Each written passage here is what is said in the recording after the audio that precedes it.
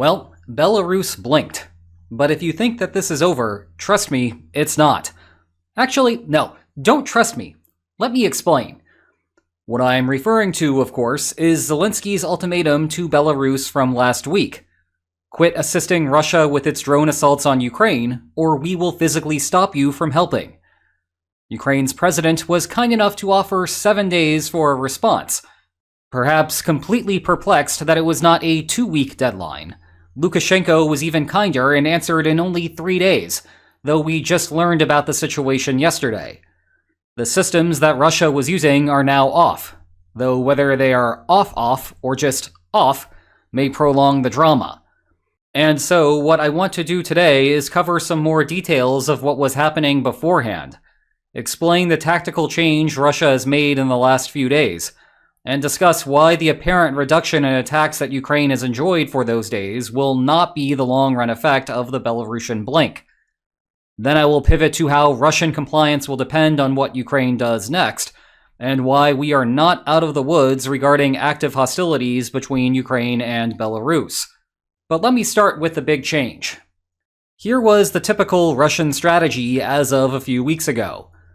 Russia operates at least 5 standard airfields east of Belarus that regularly launch Shahed drones. Those drones then hug the border between Ukraine and Belarus, both for protection from Ukrainian defenses and for signals guidance. They then make sharp left turns and head for their ultimate targets. Let me rattle off some general numbers to give you an idea of the scale of the overall problem, noting that we do not have public data on the specific problem at hand. In 2025, Russia launched about 55,000 Shahed-style drones at Ukraine, roughly 32,000 of which were actual strike drones, as opposed to decoys. In the absence of yearly totals specifically for Kyiv, I can tell you that the busiest day of the year saw between 300 and 500 drones aimed at the city. But note that for the current problem, drones can attack from multiple directions, and that Russia also strikes cities other than Kyiv. So it is very hard to put a precise number on how many drones Belarus assists with, and best to just describe it as a problem more generally.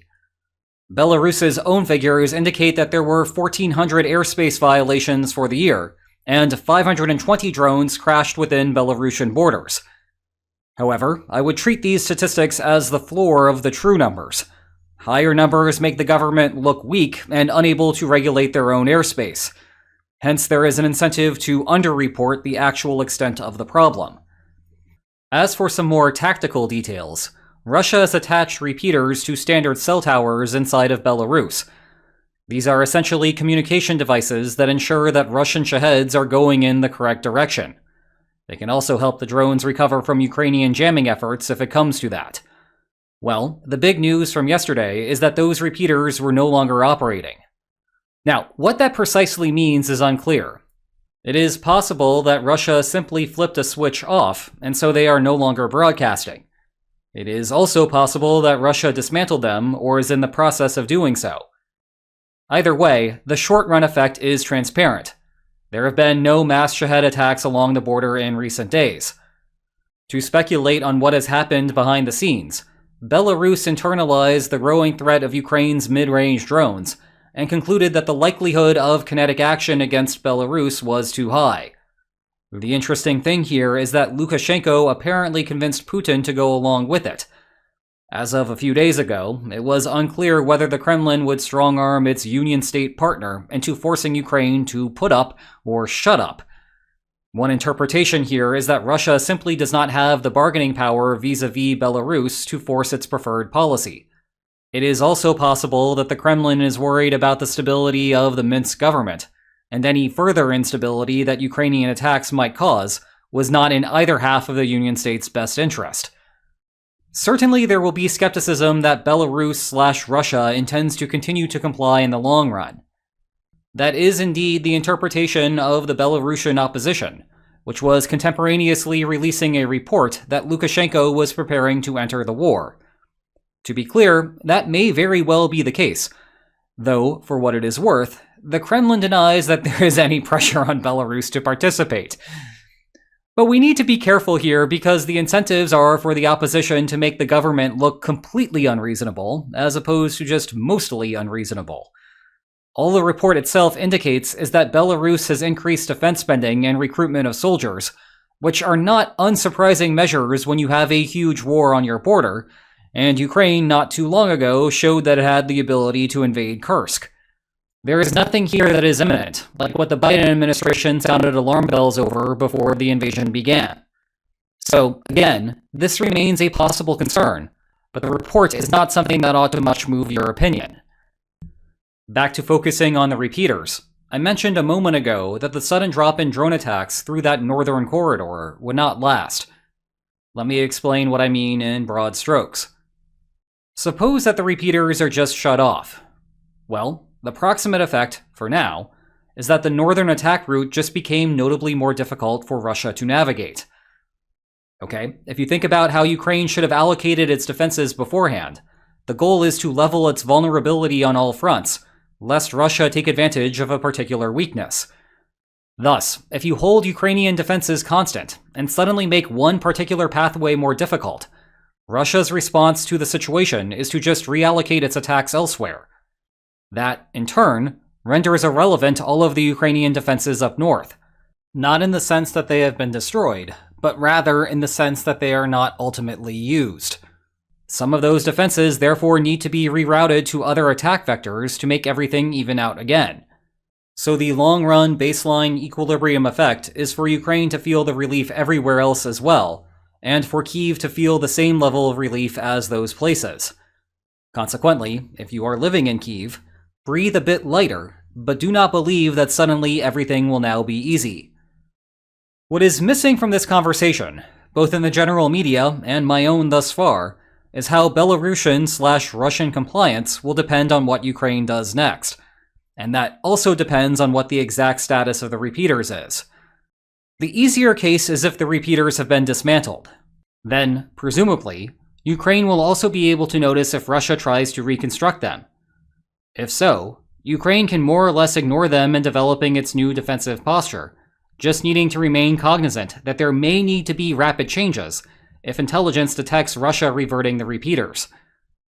The harder case is if Belarus flipped a literal switch to turn them off. Then the next time that Russia plans an attack, it broadly has three options. 1. Attack elsewhere. 2. Attack the northern route without the repeaters. And 3. Attack the northern route with the repeaters turned back on. The deterrent to the third option is that Russia will pay some sort of cost by upsetting Belarus if it does that. Now, it is possible that upsetting Belarus would not be worth it regardless of Ukraine's defensive allocation. Better to attack along the northern route without the repeaters if that is the direction that Russia wants to go. In that case, the dilemma returns to the standard defensive allocation problem. Calculating whether that is indeed the case is no simple task. None of us on this side of the fog of war have a good feel for it, and I am sure that this is a topic of discussion inside of Ukraine right now. In contrast, if Russia would consider attacking the northern route, then Ukraine intuitively needs to keep more protection in that area compared to the previous case. However, Ukraine ought to allocate less effort to the region the costlier it is for Russia to anger Belarus. This is because Russia finds the other targets look comparatively more attractive, thereby necessitating Ukraine to protect those areas. Where we ultimately see the attack, and whether the repeaters ultimately stay silent, depends on whether the northern area is particularly vulnerable on a given night. Obviously, this second case is worse for Ukraine, because it now must factor in the possibility that Russia could use the stronger offensive capability. And that takes us to the final point for today. The drama with the repeaters is not yet over. To be clear, I am not just talking about how Ukraine may reallocate its defenses to the point that Russia may want to switch them back on, though that would indeed cause further drama.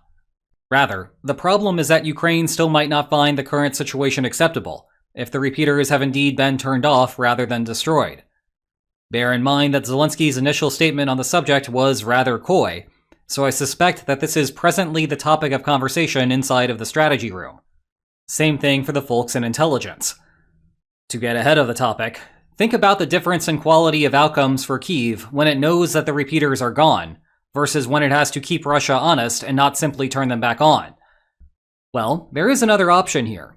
Ukraine could deny Russia the opportunity to flip a switch by simply destroying the infrastructure associated with the repeaters. The cost is that doing so requires striking Belarusian soil, raising concerns that Lukashenko might respond by doubling down on his support to Russia. You can see how the framing of this would work. Belarus was being the reasonable actor, hearing Ukraine's concern, and convincing Moscow to shut them off. Yet Kyiv decided to attack anyway.